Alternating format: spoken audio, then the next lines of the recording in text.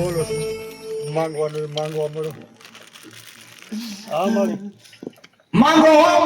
મારા આજે માંગો ઈ કરી દઉં હું વહાણીની મેલડી બોલું માંગી લો